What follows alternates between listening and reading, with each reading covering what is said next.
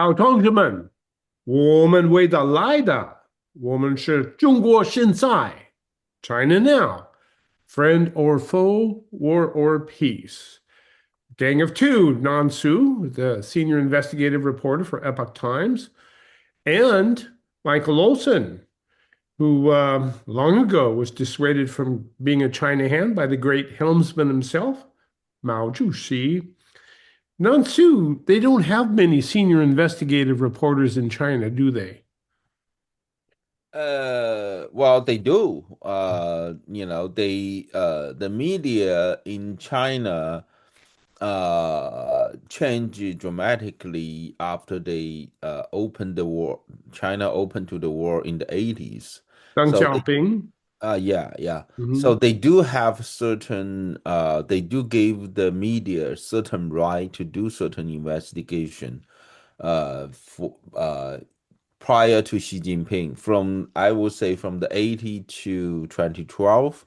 That was the time. Now they don't investigate the Communist Party for sure. Okay, Okay. so they will investigate something like some of the small fact because in the 80s, after the communist regime allowed them market economy to grow in China, there are some private business, there are some private business, and then there are some private institutions, or there are some public organizations, but they really not as important, not as the core element of the communist government. So that often, the investigative reporter will focus on that. And mostly, the work they do, it's like all these hospitals, say, if they make some mild practice, or maybe the food, say, like they some of the private, the Right. small businessmen, they will make some like some food that's Counterfeit food. poison. Yeah. Yeah. So the food that's not very healthy, they're not following the standard of the law, or the legal practice to manufacture the to process the food. So that kind of things they do.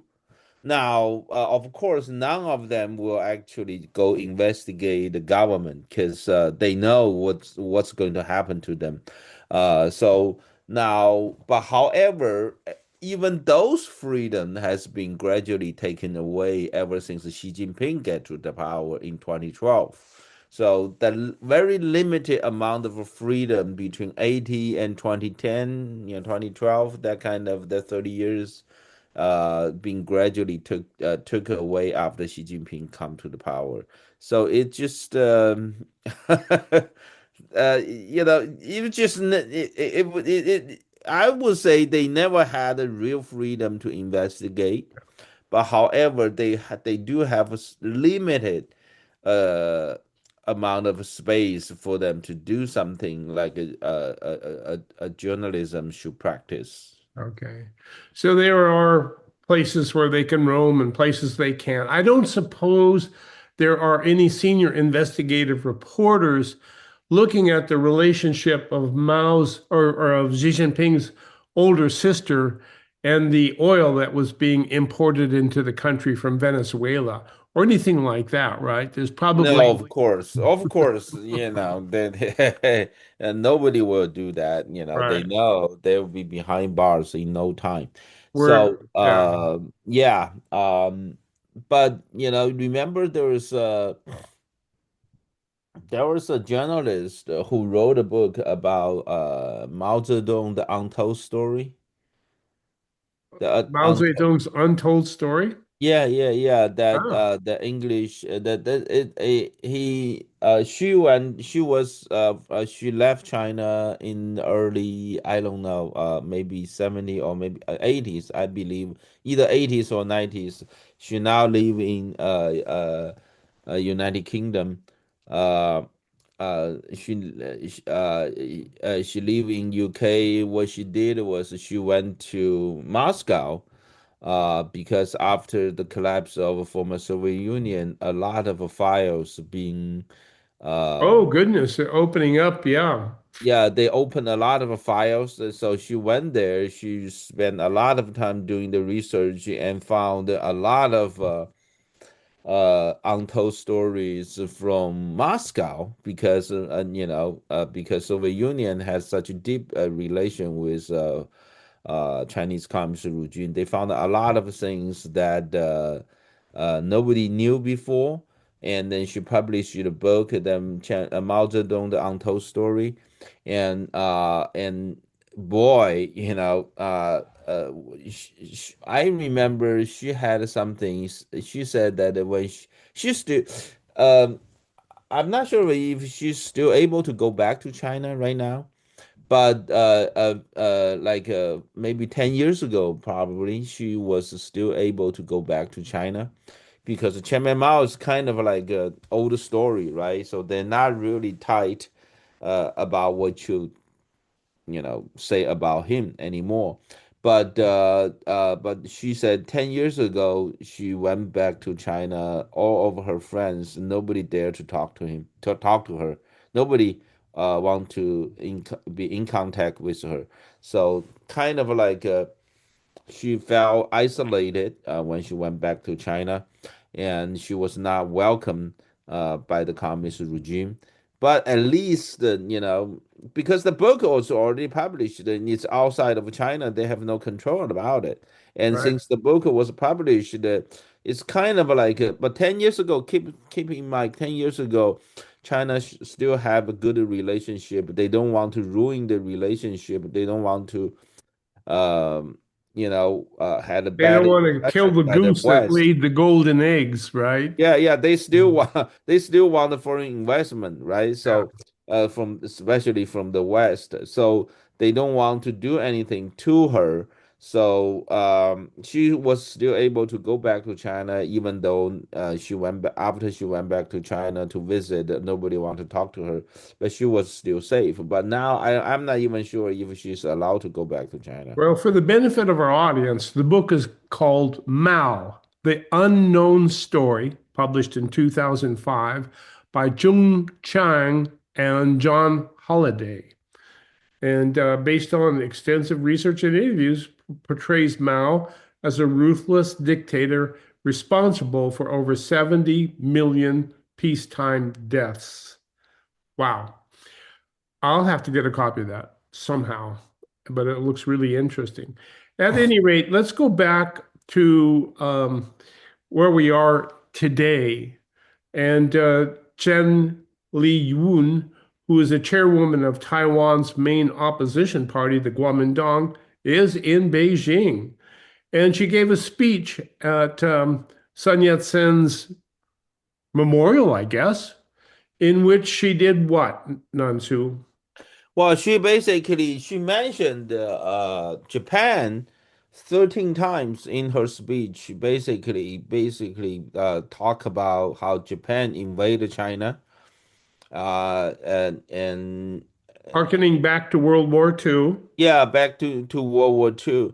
Now, keep in mind, she make a lot of Taiwanese people angry. Now, keep in mind that during the entire World War II time period, that the Taiwan was a part of Japan. Got it? Yes, Right. So, and the then island nation was part of Japan. Yeah, yes, yes, it was a part of Japan. They are on the Japanese side. Taiwan was on the Japanese side. They Taiwan, they send their then they send their people joining the Japanese army, right? Because Taiwan was a Japanese sovereignty from 1895 to 1945. That 50 years, before Taiwan. Actually, until 1951. Okay, 1951, when the San Francisco Treaty was signed between the 48 winning nations and Japan gave up the sovereignty of Taiwan. And so Now, but however, because in 1945, after Japanese military surrender, it was, under the control of U.S. government. So I would say you can just say basically from 1895 to 1945, Taiwan is basically you can consider that's a sovereignty of Japan. Now, her speech make a lot of Taiwanese people really angry. And now, but however, her speech would make the Chinese government, especially Communist leader Xi Jinping, very happy Yeah. because we talked about that, right? Ever since October 17th of last year, when Japanese Prime Prime Minister, Minister, yeah. yeah, Takaichi, right, when she came to the leadership position, he's been openly saying if China militarily invade Taiwan, then Japan is going to militarily intervene. Um, Now she basically got all her idea from AB, right? And Zinzo AB, who was a good friend of Trump, and then and Right, right. and Shinzo Abe. See, the U.S. government adopted this so-called Indo-Pacific strategy for Trump first term, Yeah. and President Biden in continued with this strategy. But that so-called Indo-Pacific strategy was not invented by U.S. government. It was invented by Japanese Prime Minister Shinzo Abe back in 2007. The framework was set up by him in 2007. That's 1 year prior to the so-called quote and unquote spectacular Beijing Olympic opening ceremony in 2008. Yeah. So you can see that the Japanese leaders start thinking about China as a threat way ahead of the West. The Europeans, Americans, they And probably for good reason too, when it gets right yeah, down because to it. they are right there, right? Yeah. They're right there, right at China's And there's doorstep. And still there's still a lot of animosity against Japan for what happened in World War II. Not much forgiveness there. So there's still a lot of animosity. And I suspect that's a lot of what Chen Li-wun was playing on with her speech at Sun Yat-sen. In that, look, these Japanese people are really bad. Look what they did to us in World War II. right, but she had during her long speech she had zero words mentioned about the civil rights, Right. Of course well, not. basically basic human rights in China, right? Right. So that's a shame to her. She's from democratic Taiwan, and uh, you know, Taiwan has, the prosperity it enjoys today. It's really because they are part of the democratic world. They let people have a lot of freedom. They protect people's basic rights. And China, it's the biggest nation have most of the civil rights violation in the world, What's all different kind of civil rights violation. And she mentioned nothing, and which one, civil rights, it's one of the fundamental idea from Sun Yat-sen. And she went to Sun Yat-sen's memorial place to make a memorial speech, and she mentioned zero word about civil rights. That's just a big shame. And is she a lot like Democrats here in the United States in saying what she says and catering to the CCP? It seems uh, in China, in Taiwan, things it's a little different. We have the KMT party. They are more traditional. while that the current ruling party, that's the Democratic Progressive Party, that's more liberal. From if you look at the social from the social value part, but however, the Democratic the current ruling party, the more liberal party, they are more pro independence against the China, while the KMT party, it's more closer to the communist China. Okay. So it's because the historical reasons, Okay. because the KMT party, they left China and came went to Taiwan, so they have tremendous amount of connections with China. Um, Do you think, Nansu, that Xi Jinping's invitation to Chen Li-wun and the Kuomintang is a way of for Xi Jinping to fire a shot across Trump's bow for the upcoming face-to-face meetings? He can say, "See, you're not totally in charge of this Taiwan situation here because there's a lot of people in Taiwan who want to re-engage with their motherland." Possibly, but it's not a very strong case because the current administration in Taiwan, it's a pro-independence, right? Okay. What So about the majority of the legislature? I understand that the Independent Party is not in the majority. it's true. They kind of like the situation that here in the United States, one party has the White House, another party has the legislature, Yeah. right? Now, KMT party doesn't have a majority neither, but however, there's a third party, a small party, 民众 party. That party kind of like become alliance of KMT party. So they two together, they had they become a majority in legislature, and that's why they are right now trying to stop the current administration, Lai Ching-te's government, from buying more defensive weapons from the United States. So that's a big fight over there. Kind of like what Trump is facing with the Democrat Party here, then, when it gets right down to it. There's You mean the Iranian war, yeah, not the China policy, yes, though. Yeah, Iranian war. Exactly. yeah. The China policy here, we do have it's a bipartisan. It's probably the only thing bipartisan right now in our Congress. Yeah. Uh, it's being supported by most of the uh, Republicans and Democrats. Both support a very strong China policy.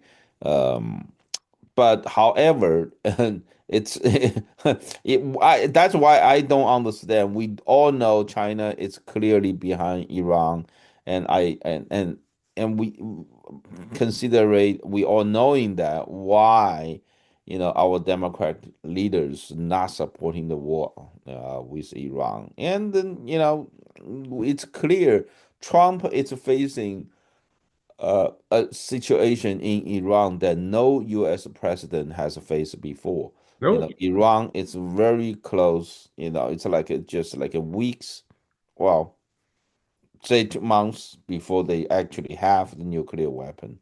Right? He has to take action. He doesn't have the luxury for any like all the previous president.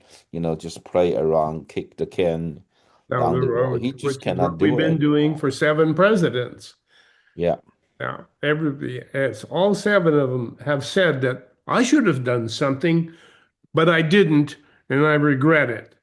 And it's Trump that's the one that's stuck with doing something, Well, Trump is also the one he has to do some take has action. to do something. It comes to the point. Well, even during Trump's first presidency, he didn't do anything.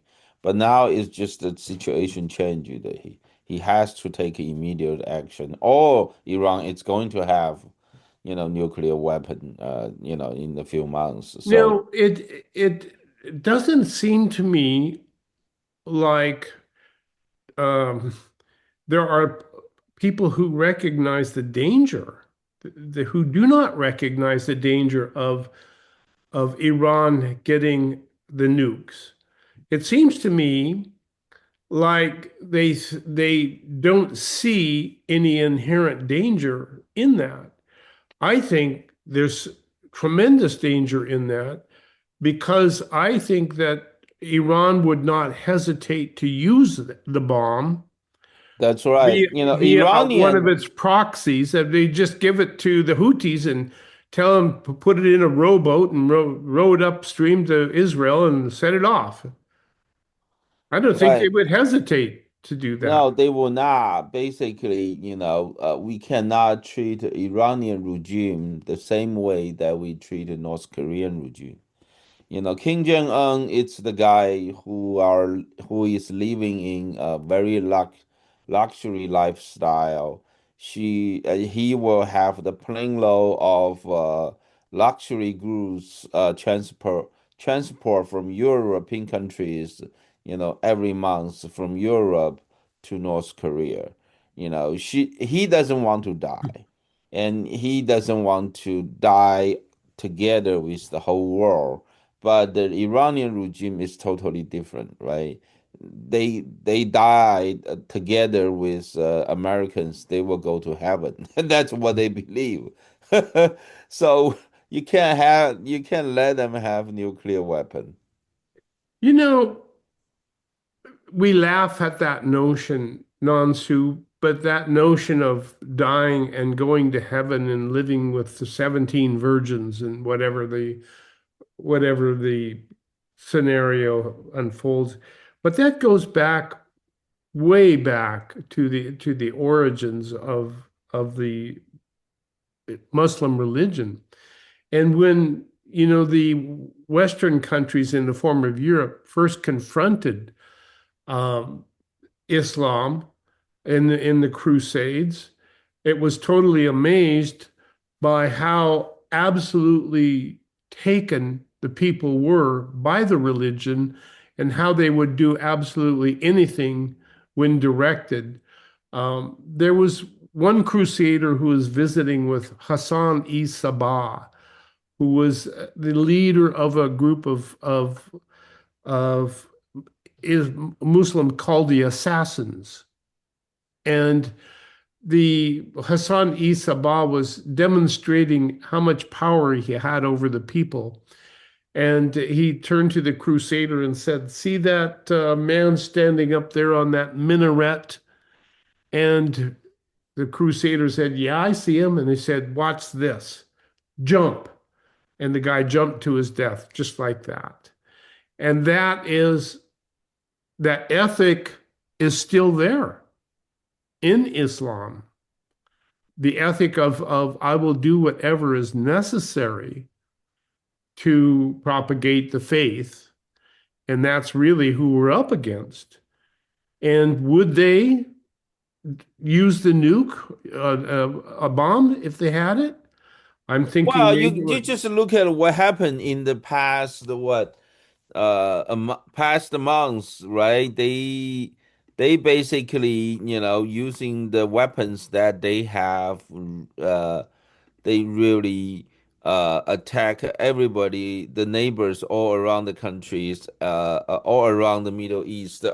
Think about those countries. They are what? Those countries, they're like those are the Muslim countries, Yeah. right? Why they're doing But they're that? they're You know, Sunnis. They're the Well, different but they are flavor, still right? Muslim countries, right? Yeah. Why they are doing that? I don't know. If they can do that to the Muslim countries, of course they can do The to, Christian countries, yeah. yeah, of course, right? All right, ladies and gentlemen, we're going to take a quick break. When we come back, we're going to talk about what China's up to in the South China Sea. Wow, taking some bold steps. Stay tuned to China Now.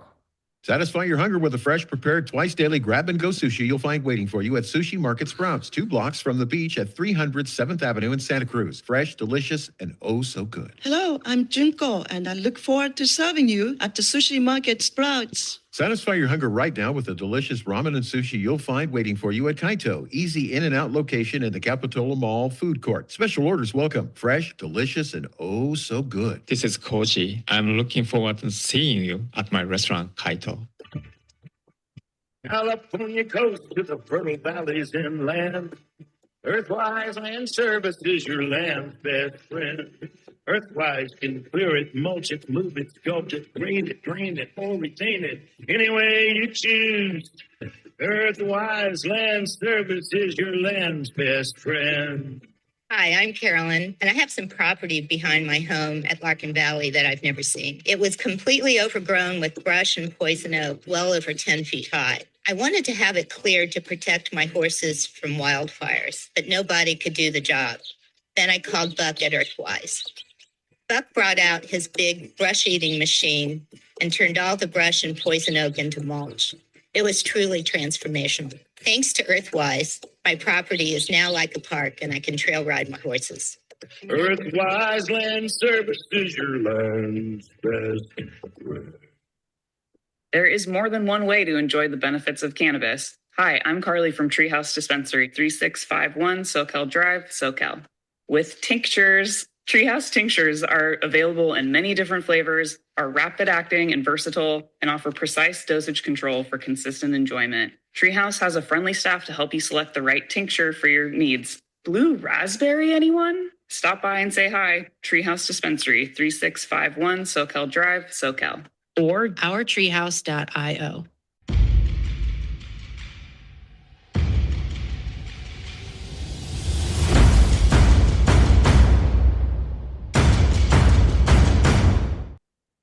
When it gets right down to it, the United States attack on Iran really was a slap in the face to Xi Jinping.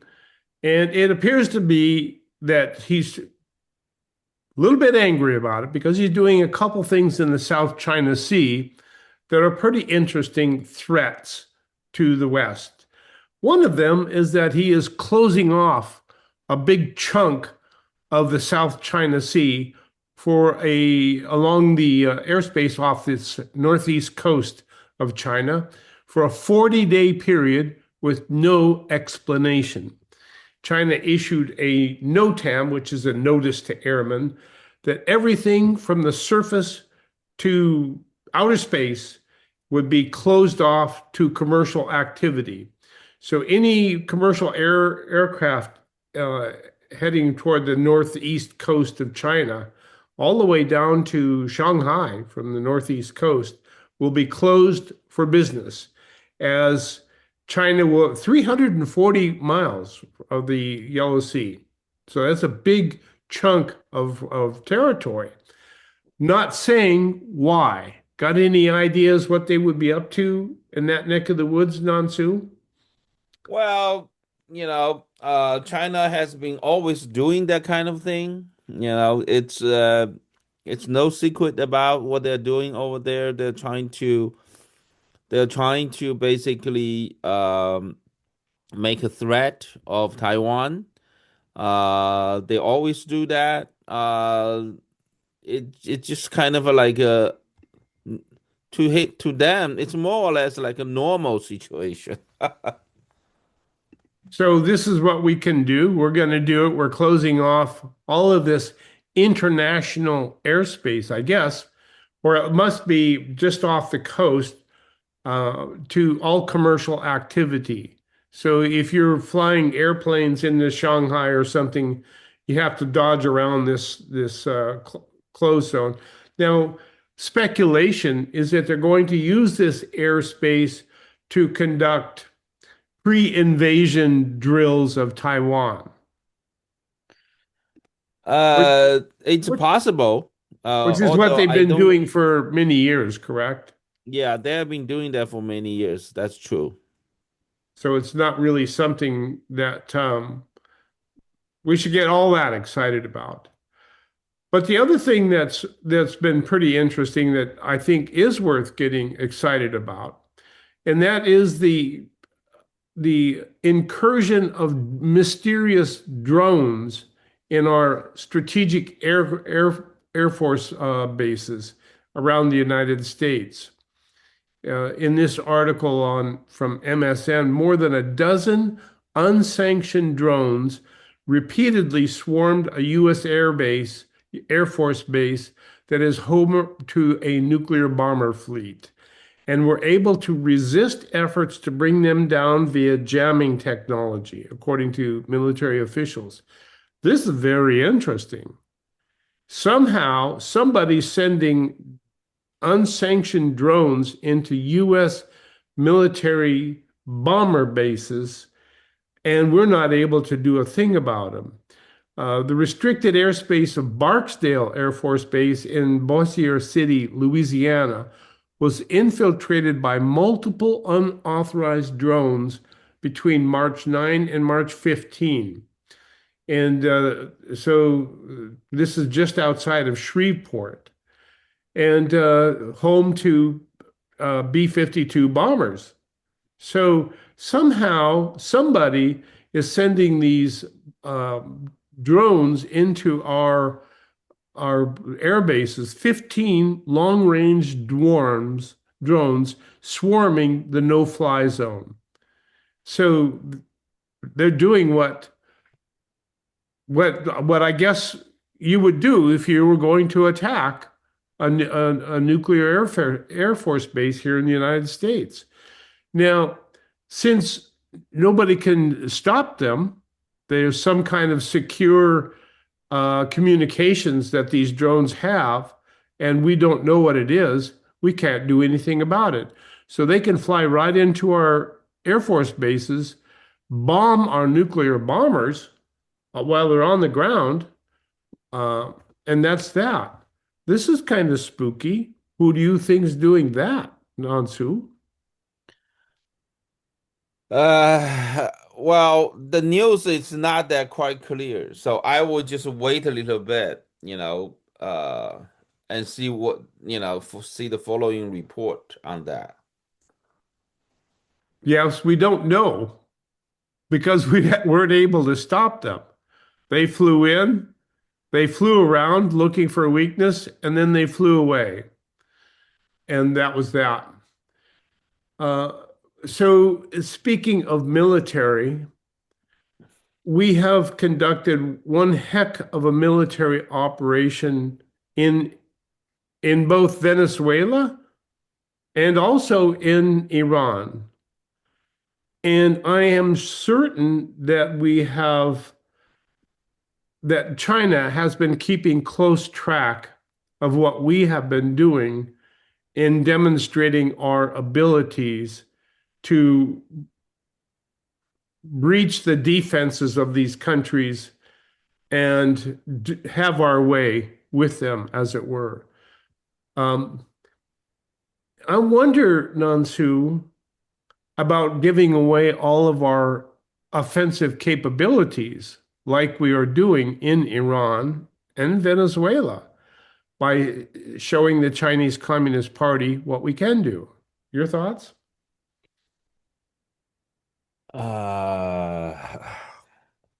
Yeah, I think it's too early to say. Okay. It is too early to say because we'll never know.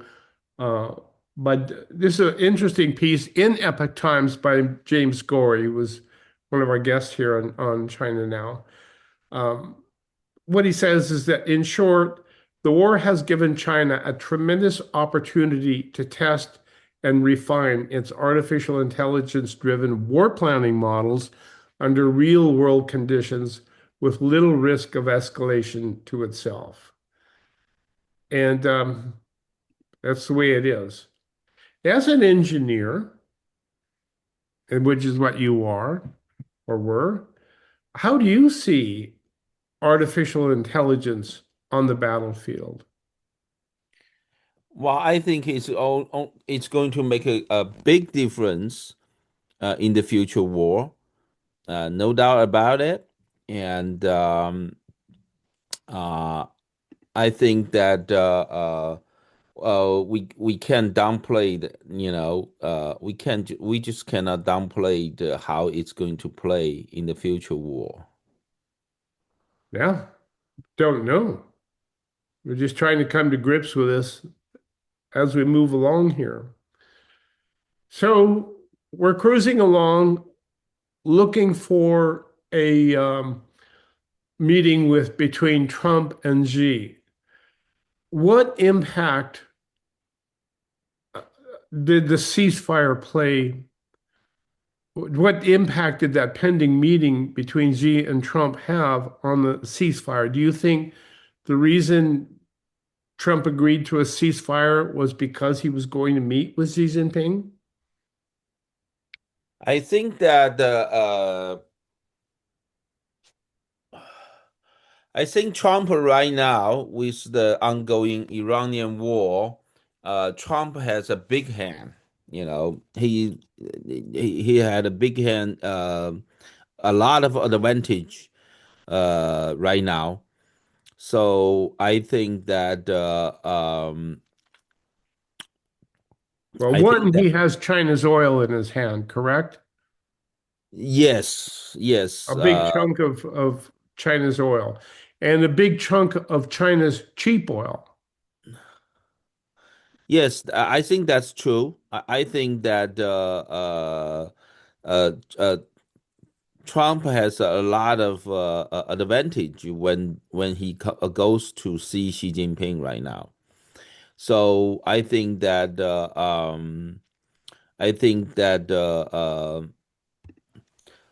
uh, Xi Jinping kind of like I would say Xi Jinping kind of like hesitate to see him now.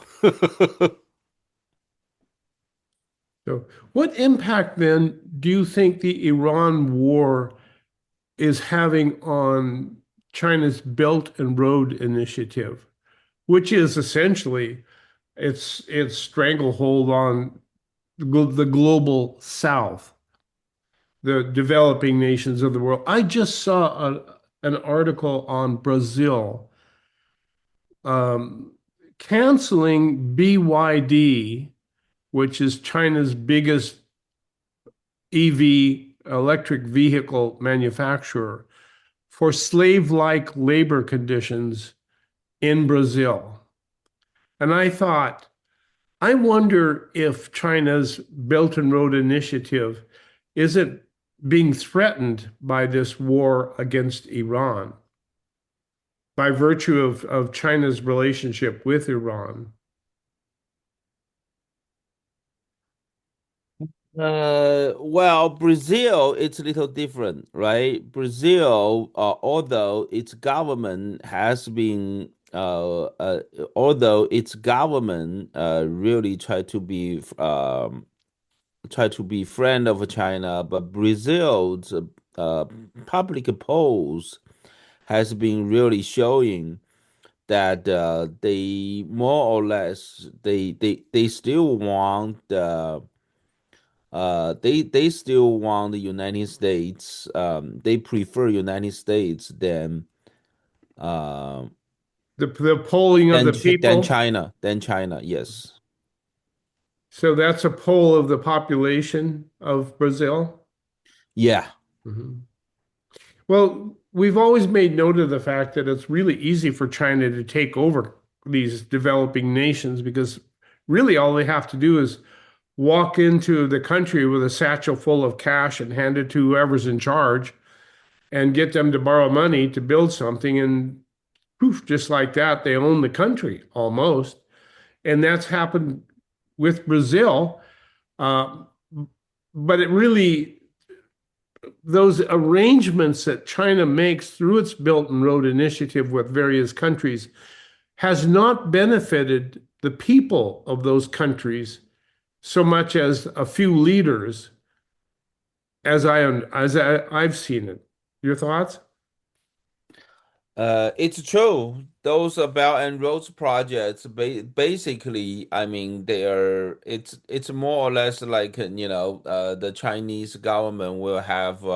somebody who will bring a big bag of cash and to this to this third world country, uh, basically just bribe them and have them agree a bunch of things that the Chinese government would do in these countries. That's how it happened in the past.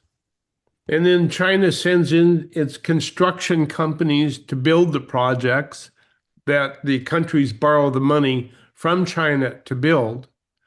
And then the construction company brings in, by virtue of its payroll, brings in merchants from China, and the merchants take over the retail sector. And it really has been a way for China to take over the world. We saw that firsthand earlier this year when Marco Rubio pointed to Panama and challenged China to get the heck out of Panama, and that's exactly how China had taken over Panama.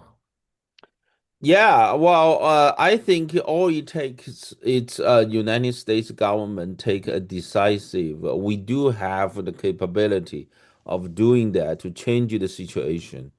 As long as we throw out all this DEI ideology, you can include China in this DEI business. You just cannot do it. I mean, What do you mean by we cannot include China in our DEI thinking? well, when you start, apply this DEI inclusiveness, diversity, equality to China, they are treating us as an enemy. I mean, this is how this global economy failed. It's just it. Once you welcome all these Russia and China, Iran, all these regimes into your global economy and treat them with a DEI, they don't play by the same moral standard. They don't Which is play by the same role. which is You to say, there is no reason why we should object to taking over all of these countries, because we have no right to make judgments against them. well, they don't play the same rules, right? And what you're saying is that we have to make judgments. We have to compete with them It's not. We have to treat them as an enemy. there. They are the enemy of United States. They started this unrestricted warfare against the United States in the mid 90s. Think about mid 90s. That's just the time all this global economy started, and that's the starting point how we treat China with DEI. And then now, and that's the whole like 20 30 years of like 20 a good like 20 30 years of time. That's we treat them with DEI, and then they took advantage from us, and they became the biggest threat to the world, right? That's how this whole thing brutally failed. We have to learn from that. We just have to stop all this kind of a nonsense practice, treating China with DEI. You have people who want to kill you. War means what? War means they want to kill us, kill Americans. That's what they're doing. It's the And similar to, Iranian regime says that's to America. It's the same. They are just taking in a different route. it's And it's funny, they've been saying death to America for 47 years. yeah, they are saying that, right? And And we never listened. that's right.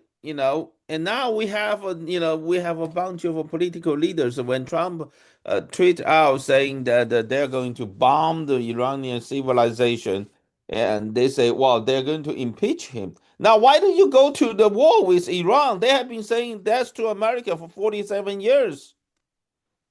Well, what did you do? Sent them money. We tried to drown them in $100 bills. Well, that's all the same way we did to China. We sent Yes, we dropped. tons of money investment to China, and then we tried to bribe them to make a political change. It just didn't work. Do you think we've woken up to the fact that it didn't work? Or are we still waiting for it to work? I don't think so. I don't think it work. It will never work. That's why in my analysis, I never focus on Xi Jinping himself. I always focus the Chinese Communist regime and the Communist Party as a whole with Xi Jinping. In the past, year we're talking about the people expecting changes in Beijing. I say there is no chance. Why you have to treat them as a whole political party? It's a communist regime. That's the problem. It's not the single political leader. And people say Deng Xiaoping is better. No, Deng Xiaoping is not better. I mean, he was the one sending the tanks to Tiananmen Square, killing all the student protesters. How do you expect that he was better? I mean, he's just trying. He's the one trying to, make a big smile face to the West, and so that And it worked very well. he worked well, And right? it was those damn pandas that took us over. Well, it's the same. Well, his policy is no different than Zhou Enlai sending pandas to America, Yeah. right? Yeah, there it goes. Now, I've been, as I mentioned earlier, I've come to the conclusion that the mullahs in Iran operate the same kind of organization that is very similar to the Chinese Communist Party. It is true. It's not communism, of course, which communism denies the existence of God and therefore cannot be akin Well, to. I mean, systematically, that's how they form their government, right? Yeah, In every levels of the government, you're going to have in every level of the government, they're going to have mullahs a to mullah. control Yeah, every just like the levels of the CCP government. has a political commissar. That's The right. Iranians have a mullah in charge of all of the various political organizations. Now, is the Republican Guard like the People's Liberation Army? Because I think Iran has two armies. One is the regular army, which is the army of Iran, but the controlling interest is the Republican Guard, as I understand it. Yeah, the Republican Guard, it's more or less like a World War II, Hitler in Nazi. Gestapo. Yeah, what was the guy? Yeah, yeah. What did you say? Say it Gestapo. again. The word I think it was Gestapo, Yeah, or yeah, Gestapo. Yeah, or yeah. maybe it was the SS, one of the two. But it was a political. It was the army was a branch of the political party. That's right. Like the People's Liberation Army is not of China, it's of the Chinese Communist Party.